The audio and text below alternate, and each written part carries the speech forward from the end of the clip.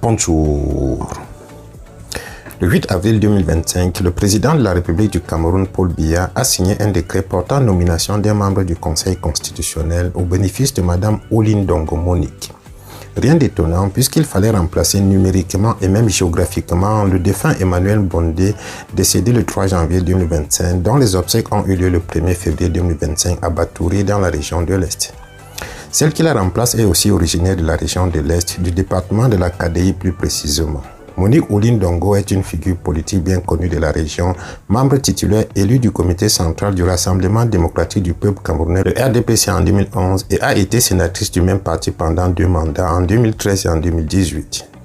Sur la forme, cette nomination ne pose pas de problème du moment où elle est faite par le président de la République qui dispose de ce pouvoir en vertu de l'article 7 alinéa 2 de la loi du 21 avril 2004 portant organisation et fonctionnement du Conseil constitutionnel qui stipule que les membres du Conseil constitutionnel sont nommés par décret du président de la République et désignés de la manière suivante. 3. Dont le président du Conseil par le président de la République. 3 par le président de l'Assemblée nationale après avis du bureau, 3 par le président du Sénat après avis du bureau et 2 par le Conseil supérieur de la magistrature. Il est vrai que l'opacité aidant, il est souvent difficile de savoir quel membre a été proposé par quelle institution, mais toujours est-il qu'en fin de compte, c'est le président de la République qui signe le décret de nomination et l'opinion n'a qu'à s'en tenir à cela. Sur le fond cependant, il subsiste une entorse dans le décret présidentiel. D'abord sur la durée du mandat de la nouvelle élue. Oulin Dongo est supposé remplacer Emmanuel Bondé, nommé le 7 février 2018 et dont le mandat qui expirait en 2024 a été renouvelé en février de la même année, toujours pour 6 ans. Pourtant, Oulin Dongo Monique est, selon le décret, nommé pour un mandat de 6 ans, éventuellement renouvelable. Or, d'après l'alinéa 3 de l'article 51 de la Constitution, je cite, « En cas de décès ou de démission d'un membre ou autre cause d'incapacité ou d'inadaptation dûment constatée par les organes compétents prévus par la loi, il est pourvu au remplacement de ce membre par l'autorité ou l'organe de désignation concerné. Le membre ainsi désigné et nommé achève le mandat commencé. » Fin de citation. Le décret qui devrait alors préciser que Oulin Monique est nommé en remplacement de Emmanuel Bondé n'y fait pas allusion et laisse croire que c'est un membre qui entre pour son mandat personnel de 6 ans. Pourtant, elle est là pour achever le mandat d'un défunt qui a déjà consommé 1 an sur les 6 et il ne reste plus que 5 ans. Ce faisant, le décret crée un impair dans le timing des fins de mandat, alors que dans l'esprit de la loi, le mandat de tous les membres devrait s'achever le même jour. Mais dans le cas d'espèce, alors que le mandat des autres membres du Conseil s'achève en 2030, celui de Oulin Monique devra s'achever en 2031. Le Conseil constitutionnel en lui-même aura-t-il le courage de relever cette illégalité dans le décret du président de la République? Ensuite, au-delà de cette illégalité sur la durée du mandat, saute également aux yeux avec cette nomination la volonté manifeste d'enlever à cette institution tout caractère neutre comme le veut la Constitution à l'article 51 alinéa 1, je cite. Les membres du Conseil constitutionnel sont choisis parmi les personnalités de réputation professionnelle établies.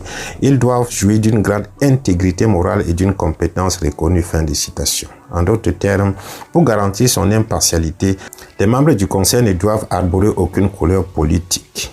Or, comme indiqué plus haut, Mme Oulin Dongo Monique est une militante du Rassemblement démocratique du peuple camerounais, RDPC au pouvoir, et son nom figurait encore parmi les membres titulaires du comité central au numéro 64 dans le site internet du parti, consulté le 13 avril 2025 à 11h40, soit 5 jours après sa nomination. L'exigence de la neutralité et de l'intégrité des membres du Conseil constitutionnel n'est pourtant pas anodine. Elle résulte du fait que cette institution, d'après l'article 40 de la loi de 2004, je cite, « veille à la régularité de l'élection présidentielle, des élections parlementaires et des consultations référendaires. Il veille à la sincérité du scrutin, il en proclame les résultats. » Fin de citation. Cette loi est plus précise à l'article 43, je cite. Le Conseil constitutionnel est juge de l'éligibilité à la présidence de la République. Toute personne dont la candidature n'a pas été retenue est habilitée à contester la décision de rejet devant le Conseil constitutionnel dans les conditions prévues par les lois électorales en vigueur. Fin de citation.